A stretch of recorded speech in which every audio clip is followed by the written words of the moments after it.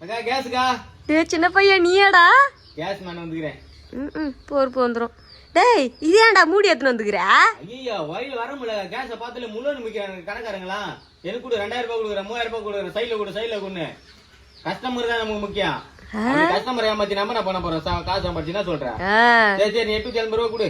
880? ஆமா 820 தானே மெசேஜ் வந்துக்குது. நீ எக்ஸ்ட்ரா கேட்டுக்கிற? நேர்ல போய் வாங்கினா நாங்க தூக்கி வந்தா உங்களுக்கு யாரு காசு கொடுப்பாங்க? ஏன் உங்களுக்கு எல்லாம் சம்பள காசு கொடுக்கல? குடுக்குறாங்கக்கா.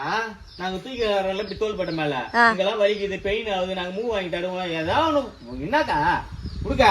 ஐயோ நான் கொடுக்குற காசுல தான் நீ சாப்பிடுறியா சாமி? உன் அனுதாம வேணா, உன் காசு வேணா, நீ ஓட்டிக்கு மட்டும் சொல்லு. நீ என்னத்துக்கு ஓட்டிப்பியா? என் செல்லுக்கிற காசுல எடுக்கலான்னு பாக்குறியா? ஆமா உன் காக்கா பி காசுக்கு தான் நாங்க ஆசைப்படுறாங்க. மனசு வந்து ஒரு 50 தர மாட்டோம். உன் அக்கௌண்ட்ல போய் கொட்டி கிடக்குதா?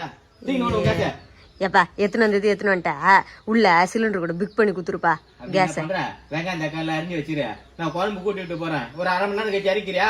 சூப்பர்ப்பா. சூப்பர் பாவா.